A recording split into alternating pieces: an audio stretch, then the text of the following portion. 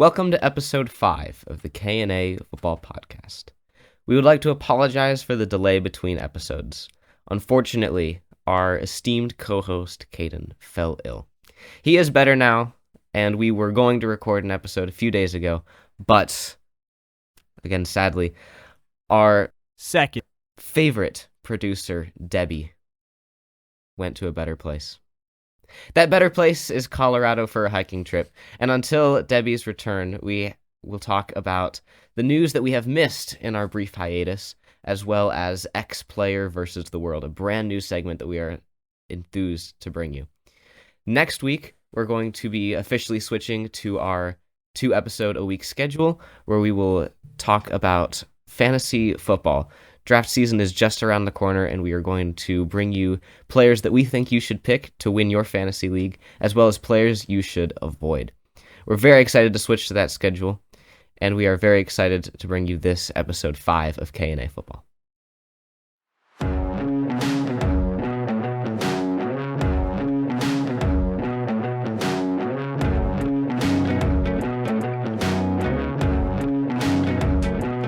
Caden, pretty big news today. Probably fortunate for the Panthers and unfortunate for us Browns fans. Baker won the starting QB job over Sam Darnold and the injured Matt Corral. You know, he's a busted pick now because he had to have surgery on his little toe. Okay. Over his little big toe. Okay. But yeah, Baker won the starting role down in Carolina, which means he will be, unsurprisingly, playing the Browns Week 1, where we will be paying him $500,000 to try to beat us. Are you happy with Baker being your QB1? I am more than happy. I am ecstatic that Baker is the QB1. Along with most people, I thought obviously Baker should be the QB1 and should easily win the job over Darnold, which obviously he did now. But with Matt Rule being the Panthers coach and some of the decisions that he's made before, I was a little nervous thinking, oh man, like he's done stupid things before. Like he out of all the coaches in the league, he would be the one to go pick Sam Darnold over Baker. And I was a little nervous about that. But then today, I was in school and I have my phone in my pocket all day. And like whenever something happens, I'm able to like pull out my phone. Well, sort of pull out my phone. And Caden, your mom's going to hear that. I just like check, like see what's happening. Except for one period, I have to put my phone in like the phone bin in the class. Mm-hmm. And of course, I put my phone in the phone bin in class. Nothing happens when it's in my pocket and I can like text people and like all that stuff. So I put my phone in the phone bin, and at the end of the class, I go and grab my phone, and every single sports app that I have is just Baker starting for the Panthers, Baker starting for the Panthers, Baker starting, and I'm getting a bunch of texts, and I'm like, oh my goodness, and I was like freaking out, and I was like, oh my gosh. And so I ran to my next class, which was like, I didn't run. That's kind of weird. I went to my next class, which was like my free period. And so I sat there and I was just looking at a bunch of Baker stuff, seeing all the things that are out on him, texting a bunch of people back, put it on my story. Oh, I was so hyped. And then I went home, and then I think I annoyed my dad because right when he walked in, I was like, Dad, did you hear about Baker? And then when my brother walked in the door, I was like, Brady, you hear about Baker? And then when my other brother walked in the door, I was like, Lane, you hear about Baker? But yeah, I guess you could say I'm a little happy. I'm ecstatic. I'm no longer worried that Sam Darnold's going to start. I don't have to watch him anymore. It's a good day. Well, up until the point where Baker tears his third labrum. Don't say that. I mean, not that I want him to get injured, because that'd be a terrible thing to wish for, but, it could happen. It's a possibility. Happened last year. Happened last year. Knock on wood. Hopefully something like that. That is better. Yeah, he obviously deserves a starting role over Darnold. He's clearly the better QB, like undoubtedly. Right. Darnold is he's not a good QB. The worst. Should have never been a starter. Right. Should be a career backup, and hopefully that's all he's going to be. But, now that Baker will be starting, he'll be playing the Browns, who will be without Deshaun. Right. The ruling finally came out. Well, the ruling came out a couple weeks ago where he was suspended for 8 games. Right, we haven't done this in forever. So. And then the NFL was like, okay, so 8, except not 8. No, 6. 6. Yeah. Was it 6 games? Yeah, it was 6. It was 6, you're right. They were suspending him for 6 games, And then they wanted to up it because they wanted to make it look like they cared, which everyone knows they don't. And then they came out with 11, and you're like, oh my gosh, the NFL does care. The NFL cares about women. They care about the integrity of the game and punishing players until you look at the schedule and see that the week Deshaun is back is a revenge game against the Texans. And you say to yourself, oh, that's right. The NFL does not care, and they only care about Funny money. how that works. Crazy how that works. Mm-hmm. I mean, yeah. it sucks. I mean, everyone expected it to be more once, obviously, the NFL appealed. They knew it was going to be more. A lot of people, I think, were expecting a year. And then when it came out 11, they were like, oh, 11. And then they realized, like you said, his first game back is in Houston, which I'm sure will be a great game for the fans and money. But I think it is interesting that I was talking with some other people the other day about it. And like you said, the NFL literally, like, yeah, they care about they care about women and all this stuff. Like, they did this for the money. And the NFL owners, I know, were really forcing for him to get a lot of games.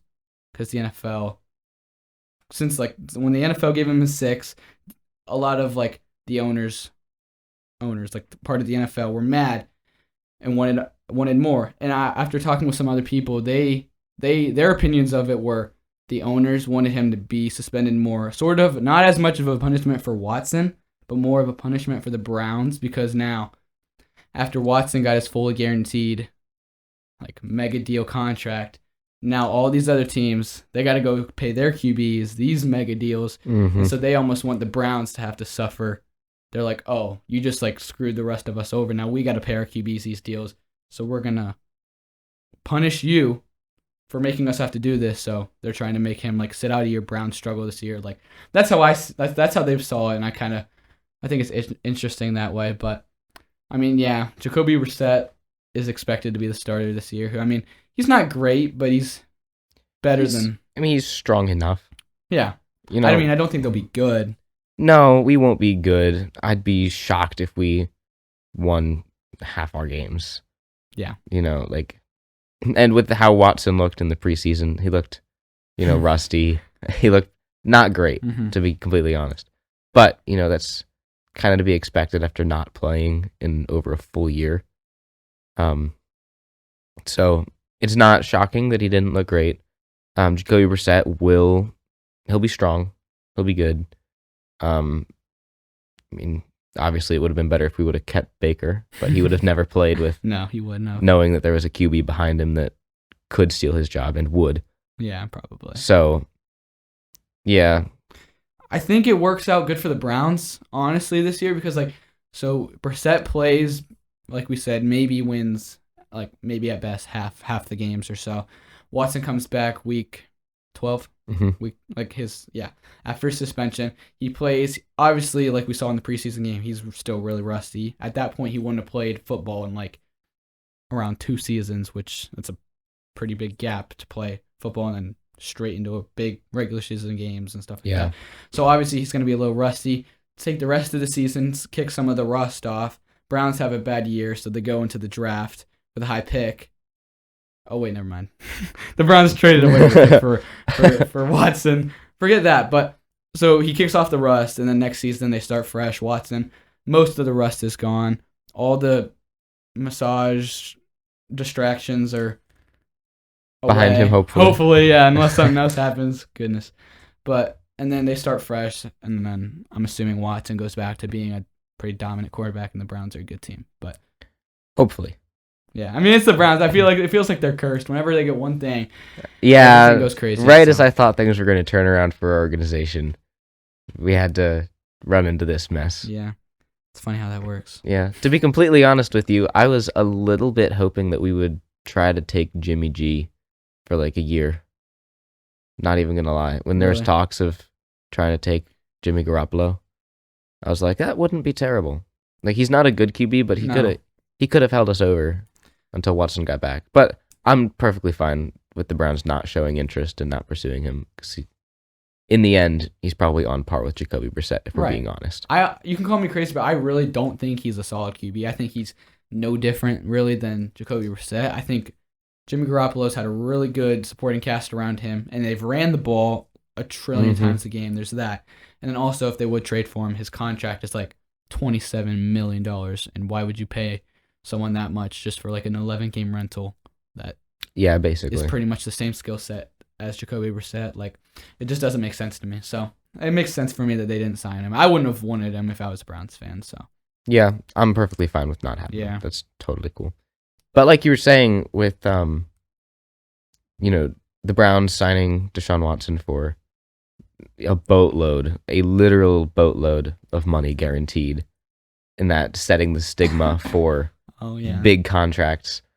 Lamar Jackson, we were talking about this. I didn't actually know this until you told me.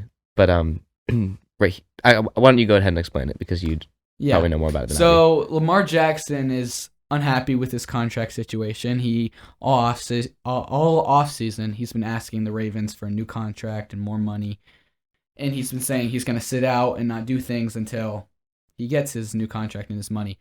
And then a couple weeks ago, he set his deadline for September 1st. So he said, if I don't have a new contract by September 1st, I'll sit out the season or I'll demand a trade. Like, I will not play for you guys this year or potentially ever. Like, September 1st is the deadline that I need my money. And so it came out today that the Ravens offered him more money than Kyler Murray, who a couple weeks back, if you remember, got like $250 million. Something like that. Crazy, like we said, because of the whole Watson thing. Quarterbacks are getting that much now. In which they offered him more than Kyler Murray. I mean, rightfully so. He's better than Kyler Murray. But he declined and said, like, no, I want my money fully guaranteed like Deshaun Watson. And then, so now the Ravens are facing a hard, like a uphill climb, sort of, because they gotta give him more money. He wants more money than Kyler. Andy wants it fully guaranteed by September 1st, which is, today's the 22nd, so, I don't know, 9 days? 10 days? Yeah, 9 days. Yeah. So they don't got much time to negotiate, and he wants a lot of money, and they got to make these decisions. And, I mean, he's a superstar, one MVP. I mean, you want him on your team. One MVP. Was on the cover of Madden. I mean, that don't mean nothing. Oh, it means something. Come on. John Madden's on the cover of Madden. He's dead. Wow, that's sensitive. All right, yeah, that was maybe a little harsh. But no, yeah, he's a franchise QB. He's one of the guys that you'll sign to a 10-year deal. Right, like Patrick Mahomes, right? He's got 10 years, $500 million deal. And Lamar Jackson deserves something similar. Will the Ravens pay it? I don't know. We'll see. It could be really good for the AFC North. The Browns could actually stand a chance to, take the division. I mean, the Bengals, obviously, I've been saying all along that I don't think they'll be the same team. Right. I don't think they have the magic that they had last year. But, obviously, there's still the chance that they're a good team. So, if Lamar Jackson does not play and he holds out, and obviously the Steelers are going to be absolute garbage, other than George Pickens, who is apparently a stud. Right, we'll talk about him later. Yeah, but so Ravens could be garbage. Steelers will be garbage no matter what. Okay. Bengals might be good. Browns will be okay. So we could have a chance at the division if Lamar Jackson holds out. Jacoby Brissett's got to play really good, but yeah.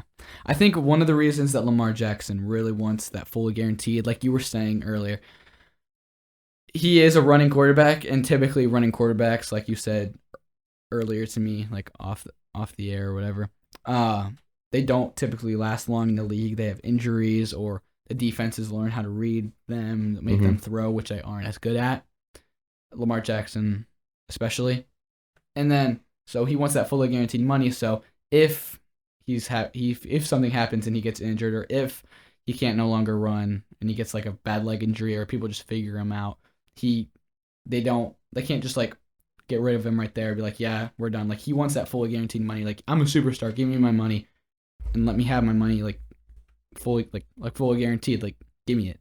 Like, I get it, but I also understand it's gonna be a tough decision for the Ravens. So yeah, I understand why he wants it, because like you said, he could get injured, and then at that point, they cut their losses, give him what money they did guarantee, which will be some, and then say, see you later, you can't play for us. Mhm. We're not going to pay you. Yeah. And then he's done. He wants his, however much he's going to get, probably, another $250 million in fully guaranteed money. Yeah. Another news today, Tom Brady returned to the Bucs practice for the last couple of weeks or so. He's been away from the team for undisclosed reasons Yeah. that nobody, quote unquote, nobody knows. But he returned today. There's a lot of speculation about where he was. I've heard things that he was just spending time with his family because they want him to spend more time with them because he was going to retire and then he unretired. I've heard that. I call cap on the family situation, seeing as how he retired and then unretired the minute that he remembered that he had kids. Yeah. There's also been talk of that he was a contestant on The Masked Singer, which is coming out this season, this year. So there's talk of that. What do you think? Where do you think Tom Brady has been? That's a tough one.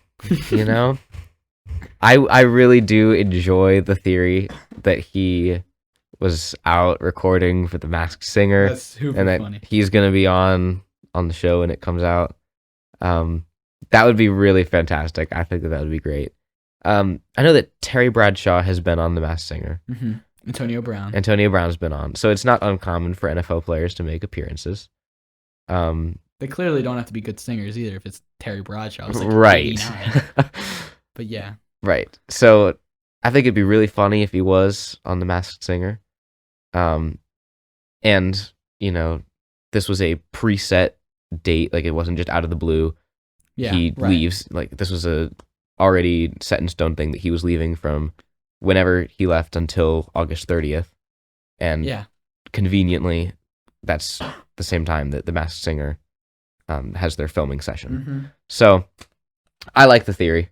I think it'd be fun. It's funny because when he originally left, they said they didn't expect him back till after their final preseason game or around the time of August 30th.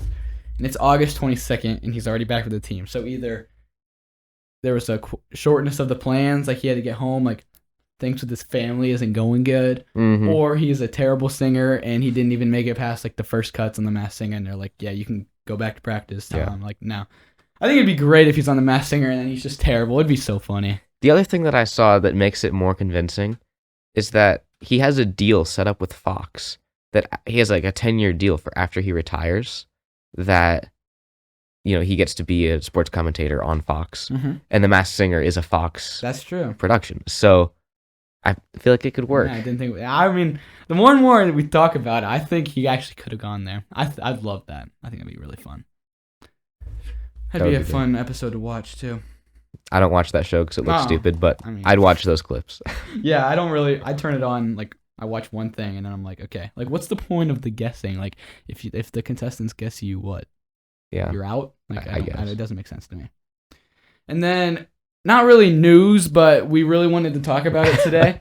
George Pickens, the rookie wide receiver for the Steelers, has been reportedly absolutely just tearing it up in training camp and practice, and now in both preseason games. He's looking like, I know it's only preseason and practice, which, could mean a lot of things, but he's reportedly looking like a superstar. So, we were talking about it earlier. The Steelers are really good at finding really solid elite wide receivers in the later rounds of the draft. And he was a second-round pick, and now he's looking like a superstar. So, yeah.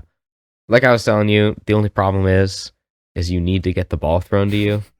And, Kenny Pickett. Hey, Pickett to Pickens. Pickett to Pickens.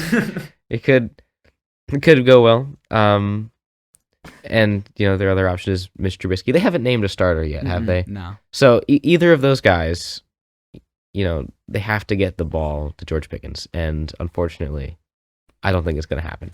I got high hopes for George Pickens. I traded for him in my fantasy league. I gave up some average players, like Tom Brady. Yeah, he only gave up Tom Brady. And I got other people back. It wasn't just Tom Brady for George Pickens straight up.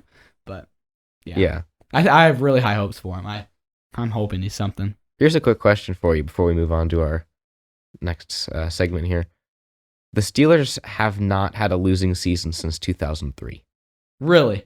Do you think Is that serious? That's 100% serious. Wow. That's also how long Mike Tomlin's been coach. So Mike Tomlin has not had a losing season. That is really impressive. He's a great coach. He is a great coach. Do you think the Steelers will have a winning record this year? Oh, it's so easy to say no because, they don't look like they have a solid team, and their division is really good, and they have a hard schedule. But, it's the Steelers, and apparently they've had a winning record for literally, what is that, 19 years straight? Their defense is phenomenal. Their receivers are very good. Pickens, obviously. Deontay Johnson, Chase Claypool. They have great receivers. They have an amazing running back in Najee Harris. I think Mitchell Trubisky is a solid enough quarterback. That's in my opinion who I think will start. I think Mitchell Trubisky is a solid enough quarterback that he can get them to at least 9-8. Literally at the minimum 9-8. The minimum of the winning record. He took the Bears to the playoffs. That's true. The Bears were terrible. That's true. And the Steelers have a better roster than the Bears did at the time. So I think that Mitchell Trubisky can do it. If they start Pickett, I don't know because he's a rookie. But I think if they start Mitchell Trubisky, I think he can. I don't think they'll be phenomenal. I think maximum of 10, maybe 11 wins. But I think that they'll. I think if Mitchell Trubisky starts and is healthy all season, I think they will. I 100% agree with you in both aspects. I think Mitchell Trubisky will be the starting QB. And if the Steelers can pull together winning seasons with Ben Roethlisberger in the twilight of his career, I think that they can pull out a winning season. As much as I don't want to say it, I think they can pull it out. Right. And and it also helps them with now Watson not playing. Those are probably, not saying there are no free wins in the NFL, but those games become a lot easier. And then also the potential of not playing Lamar Jackson. Correct. There's 2 more easier wins. And then that could be a potential of 4 games out of the 9 that you need. Right. So I think it can happen. It's interesting. We can we can always come back at the end of the year and see how we were. But yeah. So this next segment, we haven't done this before, but we thought that it could be kind of fun. What's going to happen is it's going to be X player versus the world. So, Caden, I'm going to give you a player, and I'm going to ask you if you'd rather have that player or another player, and then you have to decide which player you would like better. Okay, we'll do this for a couple rounds, and we'll see who you end up with. So, we'll start you off with your QB1. Oh my gosh, this is Baker Mayfield versus the world. All right. Would you rather Baker or Sam Darnold? Oh my gosh, that might be the easiest question I've been asked. I was thinking it's gonna be some Baker Mayfield. I'm sorry. There's not really a need to talk about that one. Baker or Trevor Lawrence? For what? Forever? For starting now or start this season or what? Just who would you rather have on your team? We'll do it right now. Who'd you rather have on your team right now? For this season? Yeah. Or for he's on my team for forever now. If you had to pick him, that's a good question. We'll do it for this season and the next 3. So 4 seasons. Oh, dang. Oh boy. This is really tough. I think Trevor Lawrence is going to be a lot better without Urban Meyer, but I also think Baker's going to be real good. Since Baker has Matt Rule as his head coach, and I think Matt Rule is a terrible head coach, I'm going to say Trevor Lawrence. Interesting. It hurts me to say, but I'll say Trevor Lawrence. Would you rather Trevor Lawrence or Derek Carr? Derek Carr. I think Derek Carr is super underrated. I think he's going to have an amazing year this year. Good take. You want Derek Carr or Russell Wilson? For the next 3 to 4 years? Yeah. Oh, that's hard because Russell Wilson's old, but he's not old. These are good questions. I'll take. Oh man, no, I'm gonna say hot take. I'm gonna take Derek Carr. I think he's gonna be super good for this season and the upcoming years. I think his new weapons with, Hunter Renfrow and Darren Waller he's already had, but now with Devontae Adams, I think he's just gonna take that next step, and I think he's gonna be a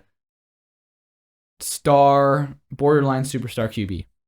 I really like Derek Carr this year. and for the next couple years. Take it for this last one. Derek Carr or Matthew Stafford? Oh, dude, you're asking me some tough questions. Matthew Stafford obviously just won a Super Bowl. He's pretty good. He did have a super team around him. It's true. Which is true. I think if you put Derek Carr on that Rams team, he does the same thing as Matthew Stafford. So for that reason, I'm also going to still pick Derek Carr. I am super high on Derek Carr this year. I think he'll be great. Went from Baker Mayfield to Derek Carr. No. I mean, I don't think he's going to be no Patrick Mahomes, but yeah, I think he's going to be really good. For sure. Those are really hard questions. I don't know if I can replicate that. Am I asking you now? Sure, I can give you another one. Oh, yeah, please. I can't think right now. All right. Let's switch it over to wide receivers. Okay. Well, I was going to start it off. Okay, we'll start off with the rookie. Oh, that's hard because okay. Yeah. Unproven. Okay. But last episode I picked him to win Offensive Rookie of the Year. Mm-hmm. So, Chris Olave. Okay. Would you prefer Chris Olave or his Ohio State counterpart, Garrett Wilson?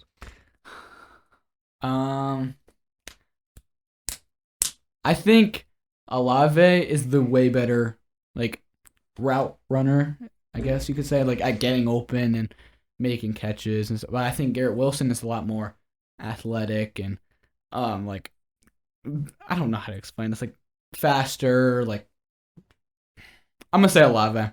I think he was better at Ohio State, and I think he's still, I think Olave.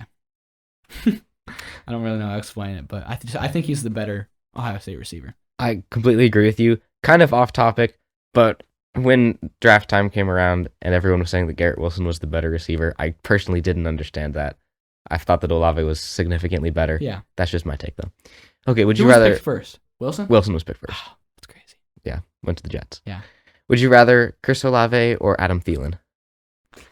Oh, Adam Thielen's pretty old, and all he really does is score touchdowns. And, I mean, touchdowns are good. I mean, they win you games. I'm going to say Olave, just because of his young upside, and he could turn into a superstar. All right. And we know what Adam Thielen is. He's old. He's towards the end of his career. We know what he is. We don't know what Olave is. He could be a superstar. So I was not expecting that, to be completely honest with you. It hurts me to say because, I mean, he's on the Saints now. But yeah. I'll give you two in the same division. You want Olave or Julio Jones? Olave for the next 3 to 4 years. I don't think we talked about this a couple weeks ago when he signed with the Bucks. Julio will be average-ish for the 3 to 5 games that he plays this year. He gets hurt every single season, and I would be willing to put money on it that he will be hurt again this year. And so for those 3 games, he'll be solid. I mean, average. He won't be the Julio he was, but yeah. And yeah, all right. Chris Olave again. Man, you're just sticking with Olave. All right, I'll give you one more. I'll honestly be shocked if you stick with Olave, but because you seem so high on him, I'll give you a better wide receiver to pit him up against. You don't like his brother. I'll give you that much. I don't like his brother. The guy that I'm going to tell you don't like his brother. Oh boy, much. I know who you're going to get to. Okay. Oh boy. Chris Olave or Diggs? Yeah, he's talking about Trayvon Diggs, the corner from the Cowboys. I think he's a terrible corner. We've had talks about this all the time. He's literally the Jameis Winston of cornerbacks. Oh my gosh. He gets 1 trillion yards given up, but he gets interceptions. So people think he's amazing. Well, no one thinks Jameis is amazing, except for Micah, but yes, he is. But okay. I'm going to say Diggs. Diggs is a top 6 receiver in my opinion. I think Diggs is better. It's a good take. I was going to be surprised if you stayed with Olave. That would have been a little bonkers. All right, I'll give you one more, then we'll wrap this up. Let's switch over to the defensive side of the ball. Oh, boy. Okay. All right, we're going to go with D lineman. Oh. Okay. We'll start off with Von Miller. For the next 3 or 4 years. He's old. All right. He's old. All right. You want Von Miller. I just realized that I don't know that many defensive. I was wondering. I was like, I wonder who he's going to name. I just remembered I don't know that many. I just realized that I only know like 3. Okay, so you want to switch up the position? Yeah, let's switch the position. I figured you said I was like, I don't know how many he's gonna name. We'll go with running backs because they're a little more high profile. That was a bad choice on my part. I apologize to the audience for that one. That was funny. All right.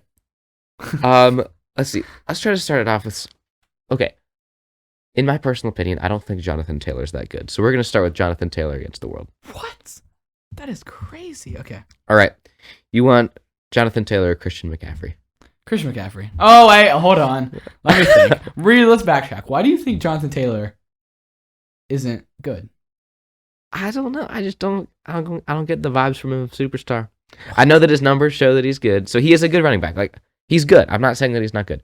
All I'm saying is that I don't know. He's too low profile for me. He's not. Okay. He's not flashy. I get what you're saying. Back. He's also got the greatest offensive line in the league. There's that. That's true.